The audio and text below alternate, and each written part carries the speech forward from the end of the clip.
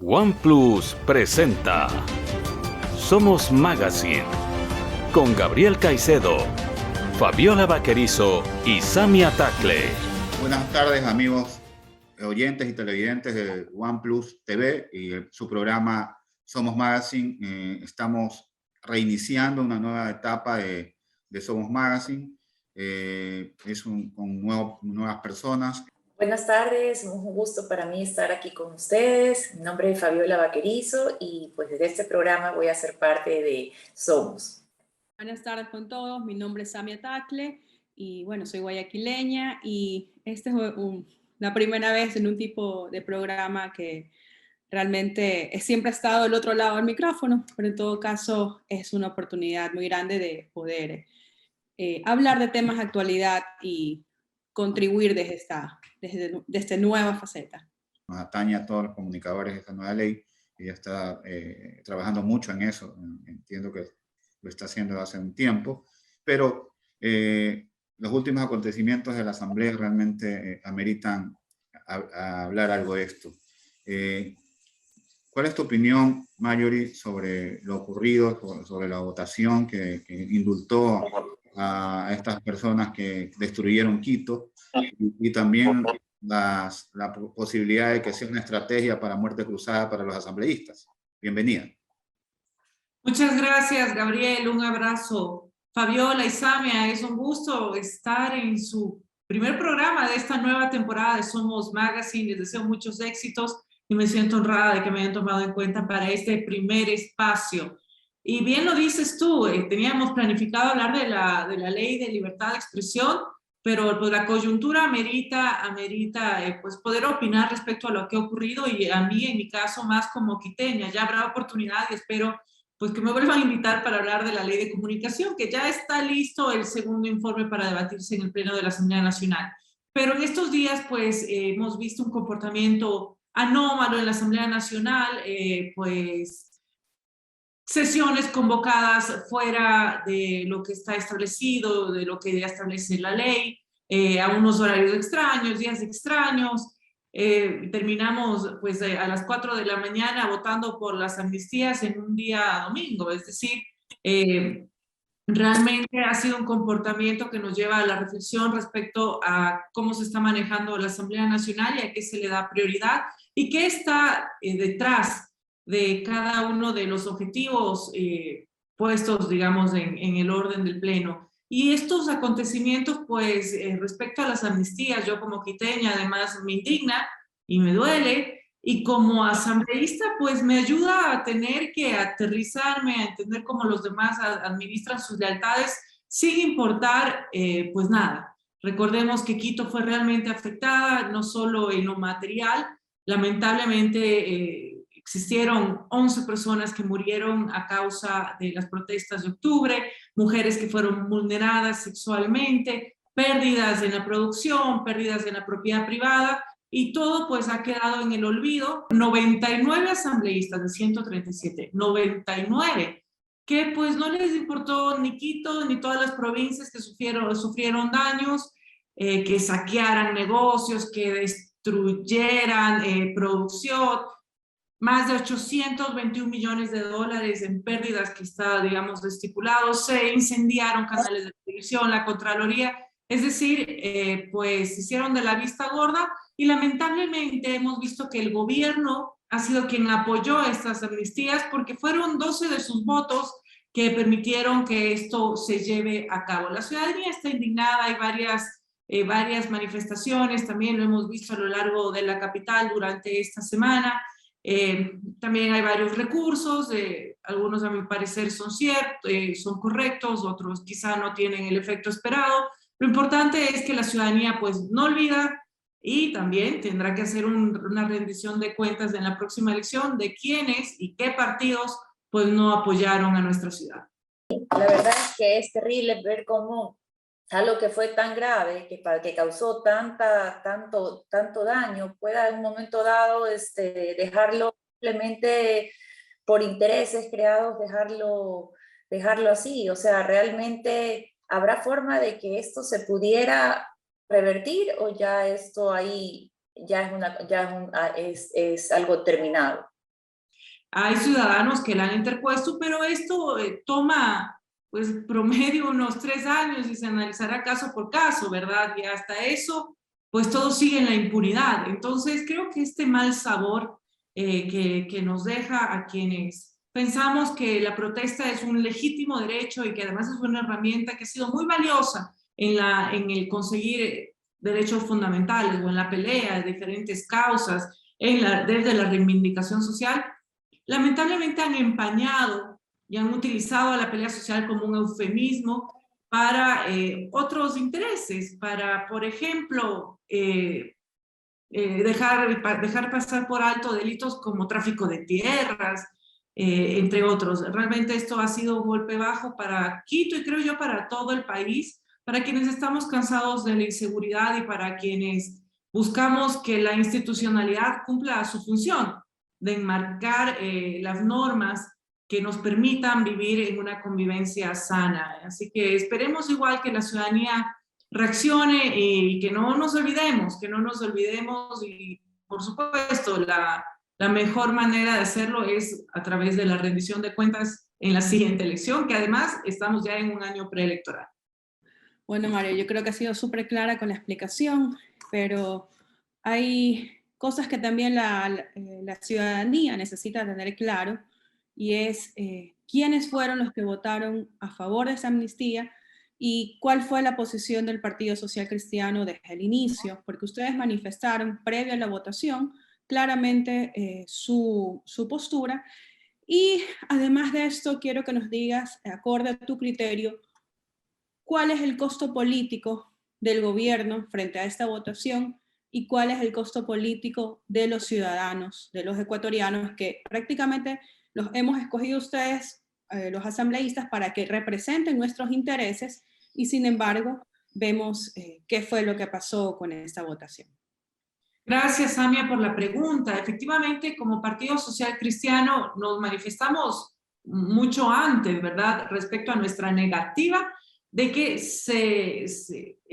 en un informe se incluyan 260 casos diferentes, ¿verdad? Aquí había que analizar caso por caso, no importaba el tiempo que tome. Es lo justo, es lo correcto y además es parte de nuestro trabajo. Pero lamentablemente, pues para salvar a unos, incorporaron a todos y trataron, bueno, al final lo lograron, ¿verdad? Y el costo político, pienso yo, para el presidente ha sido alto. Y él, de alguna manera, pues apenas llegó de Chile, de la posición del presidente, ha intentado manifestar a través de redes sociales o medios de comunicación su rechazo ante las amnistías y acusando a la Asamblea Nacional, Samia, cuando realmente lo que buscan de alguna manera es convertir en un tacho de basura a la Asamblea Nacional respecto a toda la inconformidad de la ciudadanía por la poca eficiencia, porque no vemos realmente un resultado que se vea una política pública que mejore nuestra calidad de vida. Y este es un caso más donde pues, le echa la culpa a la Asamblea Nacional cuando en realidad han sido sus votos los que permitieron. Recordemos que para haber aprobado esto se necesitaba mayoría calificada, es decir, 92 asambleístas. Fueron 99 y de ellos pues votaron 12 asambleístas, 13 si incluimos a alguno de los independientes, ¿verdad? Que en realidad forman parte de la bancada del Acuerdo Nacional. Como lo hice yo y como lo hizo todo el Partido Social Cristiano. Nuestro partido no dio ni un solo voto. Fuimos el único que fue claro y que tuvo además una votación cohesionada. Esto no lo tuvo la bancada de la ID, por supuesto la bancada del Acuerdo Nacional tampoco, como lo dije, las otras dos bancadas era pues, lo esperado. Pero sin duda fue parte de la negociación para mantener, digamos, el Consejo de Administración Legislativa como se encuentra hasta ahora y evitar seguramente las protestas por el alza del combustible. Y quién sabe qué más viene, ¿verdad? Porque tenemos otras votaciones importantes, ya estamos por sesionar este fin de semana o la próxima semana respecto a la ley de inversiones. Y la ciudadanía pues no es ingenua y los actores políticos tampoco. Ha estado muy clara la opinión de la asambleísta Marjorie Chávez. Nosotros estamos agradecidos con usted. Muchísimas gracias por por estar con nosotros, por la paciencia también. La conexión ha estado con algunas fallas. Pero bueno, ahí salimos adelante. Gracias, Marjorie, por todo, y vamos a entrevistarte en futuras ocasiones porque nos quedó pendiente el tema de la ley de comunicación. Señores televidentes del programa Somos Magazine, tenemos con nosotros al doctor Francisco Andino, gerente del Hospital Teodoro Maldonado Carbo, que fue también durante un tiempo ministro de Salud. Él es una persona realmente muy reconocida como médico en todas las actividades que él ha realizado durante su trayectoria, que es muy importante. Vamos a preguntarle cómo está el tema del reabastecimiento de la medicina en el hospital de IES, considerando que este tema de todos los hospitales del Ecuador es un tema que tiene que ver con la administración, el tema, la parte administrativa del Ministerio de Salud, pero vamos a preguntarle sobre exclusivamente lo del Hospital Teodoro Maldonado Carbo, porque es un hospital muy importante para Guayaquil, para la costa también del país. Bueno, nosotros recibimos una institución con el 34% de abastecimiento de fármacos y con 49% de abastecimiento de insumos.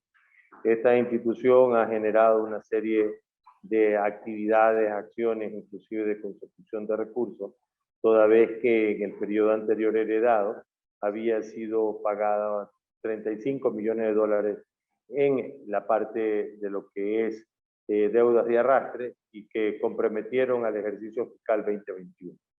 Hoy nosotros seguimos elevando procesos para poder adquirir fármacos en todos los niveles ante las tantas necesidades y graves necesidades que tienen los afiliados. Estamos en el 65% de abastecimiento de medicamentos y abordeamos el 57% de abastecimiento de insumos y dispositivos.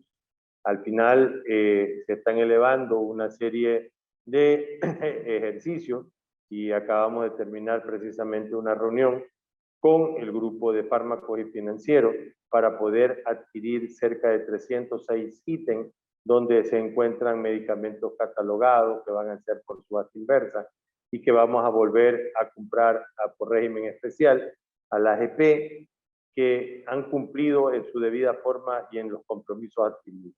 Al final del camino, creemos nosotros que debe haber una solución estructural en una política de acceso a fármacos donde prácticamente se compren a los fabricantes y con ello reducir del 45 al 60% de los recursos incrementados en fármacos, que muchas veces pueden pasar hasta el 100% de sobreprecio que existen en los diferentes distribuidores del país. Con ello queremos nosotros establecer el compromiso de los medicamentos que necesita nuestra población afiliada. Sobre el tema eso de también abrir el tema con las farmacias, para que puedan abastecerse también farmacias afuera y el afiliado pueda hacerlo. ¿Eso ya está en vigencia o todavía está en proceso? Bueno, nosotros hemos hecho un proyecto piloto a la cual asumimos con responsabilidad este proyecto, en la que decimos que vamos a tratar de hacer una alianza estratégica pública. Esto quiere decir con un proveedor estratégico, uno o dos, que nos dé más del 90% de los ítems que son en la parte de fármacos, y con ello cancelar lo que se consume, evitar el bodegaje, evitar también la caducidad y obviamente también las pérdidas no visibles que son grandes de la cantidad de fármacos precisamente por escape de una u otra manera de estos medicamentos. Creemos nosotros que con lo que nosotros estamos planteando vamos a hacer dosis unitarias, nuestros farmacéuticos se transforman en auditores y hay que generar un espacio de tecnología para poder establecer el hecho de la facturación, que es lo más importante que tiene sobre este elemento de la compra directa por convenio de un proveedor, de un proveedor que sea un aliado estratégico y que verdaderamente evite tantas y engorrosas condiciones que determina la ley de contratación pública, porque lo hemos dicho por reiteradas ocasiones. Esto no solamente es de gerencia, tiene que ver también de los temas que tienen que ver con la norma, ¿no? Y la norma, la ley de contratación pública es una aberración total en estos momentos para el sector salud y que verdaderamente se afecta no solamente a este hospital, sino a muchos hospitales. Doctor, usted que es una persona con mucha experiencia en el campo médico, sobre todo ha sido ministro de Salud, y actualmente está en el Hospital de IES, que cuando fue designado usted como gerente del Hospital de Teodoro Maldonado Carver, el país aplaudió esa designación porque lo consideraban usted un médico de acuerdo a la importancia que tiene el Hospital Teodoro Maldonado. Doctor, ¿cómo está ahora el tema del COVID?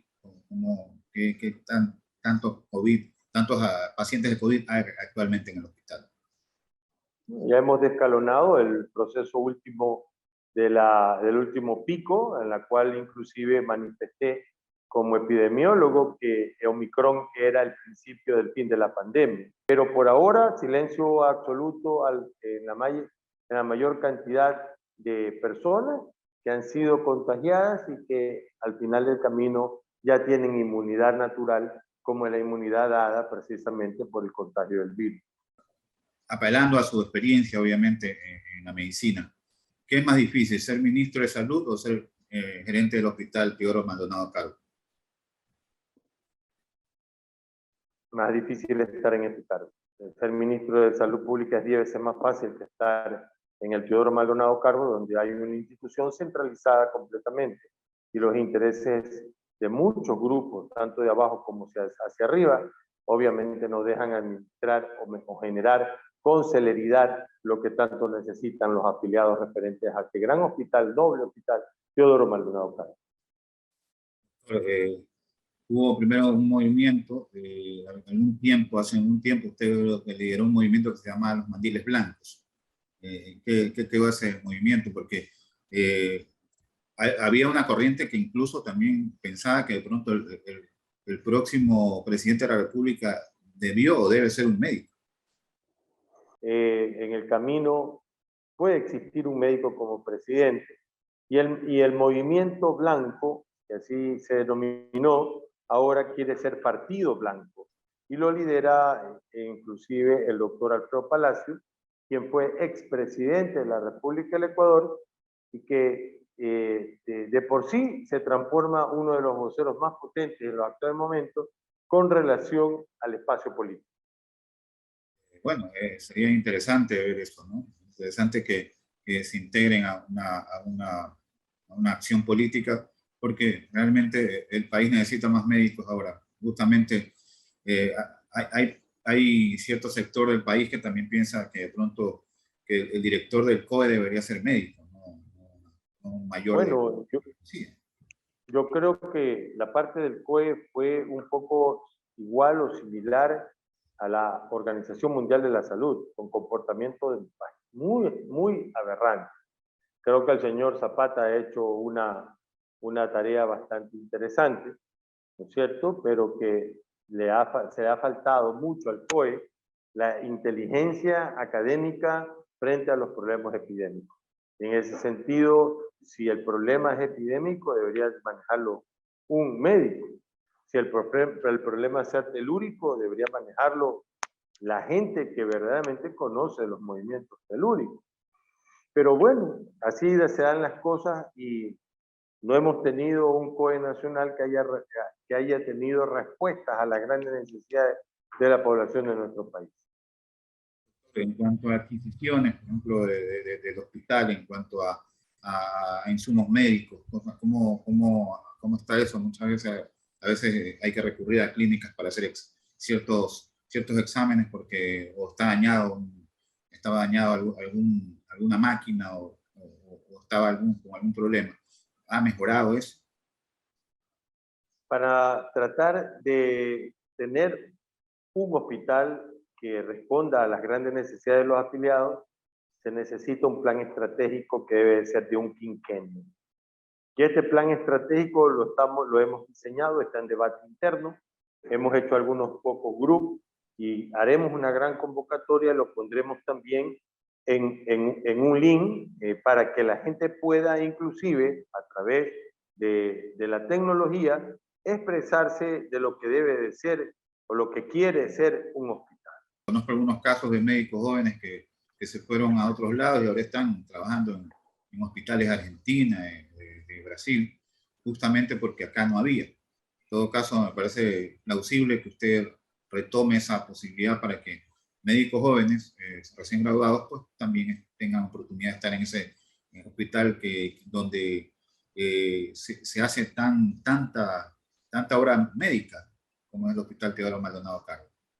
Claro, lo que pasa es que un médico asistencial, ¿no es cierto?, te determina labores de 40 horas. Entonces, en dos días a la semana te trabaja. ¿Cómo se coyuntura con el paciente a vigilar que debe de ser todos los días? Que debe tener guardias cada 3 días, cada 48 horas una guardia, y que debería inclusive tener horas de preparación y asistencia, es docencia en servicio de 4 horas mínimo todos los días, para poder chequear y observar y aprender también de sus maestros la vigilancia tan delicada que es la salud y la vida. Nosotros luchamos por la salud y la vida. Y al final, esto es arte-ciencia. La medicina es un arte-ciencia que tiene un componente humanístico profundo, pero para ello hay que tener una gran educación y una gran formación que debe ser sostenida en el tiempo. Yo le agradezco mucho su participación en este programa. Realmente ha sido muy bueno para los televidentes y para nosotros también haberlo tenido. Vamos a consultarlo en futuras ocasiones para seguir conversando sobre el tema, sobre todo la situación del Hospital Teodoro Maldonado Cargo. Gracias, muchas gracias por su participación, doctor. Gracias a usted, un saludo cordial a toda su audiencia y a todas las personas que nos han escuchado. Bien. ¿Cuál es su opinión al respecto, doctor, de estos bloques comerciales y cuál usted creería que debería ser la función dentro de este conflicto? Sería bueno que ahora veamos realmente la función y la unión de estos bloques, ahora que estamos enfrentando una posible tercera guerra mundial, y los países tengan que unirse para poder protegerse, porque Ecuador es un país muy pequeño, pero si se une con Colombia, se une con Perú, se une con Bolivia. Es necesario, urgente, una verdadera integración, y qué mejor que comenzarlo ahora para poder enfrentar estos efectos terribles de la guerra que hay en Ucrania. Quería preguntarle un poco en su criterio, en su opinión, esto va a ser un poco algo de ver el futuro, pero ¿usted cree que hay una próxima solución a que se encuentre una solución de paz entre Ucrania y Rusia? ¿Cómo ve usted eso? Fabiola, sería, digamos, la aspiración ideal. Yo pienso que hay que cambiar varias cosas. Hay que reformar las Naciones Unidas, que no puede actuar porque el Consejo de Seguridad tiene los 5 países que ganaron la guerra, donde está Rusia, y tienen el poder del veto. Entonces eso le impide a las Naciones Unidas actuar. Es urgente reformarlo. Y yo sí creo que si hay la presión internacional, que es general, el Papa ya lo señala, es decir, el Dalai Lama lo ha pedido, la comunidad internacional, salvo ciertas excepciones que ya conocemos, pide la paz. Nadie quiere que se termine donde van a las armas nucleares. Eso sería terrible porque en Hiroshima y Nagasaki, digamos, las armas que se lanzaron son rudimentarias comparadas con las actuales. Entonces la aspiración es presionar sobre Putin, que quiere volver a crear la Unión de Repúblicas Socialistas Soviéticas, lo cual es una barbaridad, porque han atacado a un Estado constituido como es Ucrania, y que en el caso nuestro, Fabiola, nosotros nos identificamos más porque fuimos en un momento dado invadidos también en el año 41. Entonces sabemos lo que es una invasión. Ojalá esa aspiración se dé, la aspiración de paz, y que este centauro guerrero, encabezado por Putin, termine lo más pronto posible. Es la aspiración de todos. Están quejándose ya mucho los camaroneros, también están muy afectados. Están contando un amigo que está en ese rubro, está muy afectado por esta situación. En todo caso, nuestra aspiración general es que esta guerra termine pronto, porque todavía tenemos una guerra contra el COVID que todavía no se ha ganado. En todo caso, necesitamos estar metidos en eso, más que en conflictos bélicos, que finalmente lo único que hacen es matar personas, inocentes sobre todo. Agradecemos mucho a Carlos por tu participación, como siempre. Vamos a tenerte otras ocasiones. Te dejo con las palabras finales. No, Gabriel, les agradezco a ustedes por la invitación, a ti, digamos, a las dos señoritas que tienen preguntas tan interesantes. Para mí es un honor estar en tu programa y poder conversar con ustedes. Muchas gracias por la invitación, Gabriel. Gracias a ti. Esto fue Somos Más, y tuvimos a Carlos Estarella, que nos estuvo interviniendo sobre un conflicto bélico muy difícil como es el de Rusia y Ucrania. Bueno, yo quiero agradecerles este primer programa, a mis compañeros, realmente han estado muy bien. En el proceso, en el camino del tiempo, vamos a estar mejores todavía, porque siempre hay algo que mejorar siempre. Bueno, sí, realmente ha sido un excelente primer programa. Me gustó mucho la interacción y yo creo que la información que se obtuvo aquí es de bastante valía para el público, principalmente cuando escuchamos el tema de las medicinas, que hay mucha gente que está pendiente de cuál es la situación actual de eso, del tema de lo que está pasando en la Asamblea, y el conflicto Ucrania, que es el tema de coyuntura a nivel mundial. Así que creo que ha sido una revista fructífera. Bueno, muchísimas gracias por este espacio. Para mí ha sido lindo hacer este primer programa. Ha sido interesante con las conversaciones que hemos tenido con estos temas de actualidad. Así que gracias por esa oportunidad y que sea todo para adelante súper bien. Hasta la próxima semana. Gracias por habernos sintonizado. En la próxima semana tendremos mucho más de Somos Magazine a través de OnePlus TV.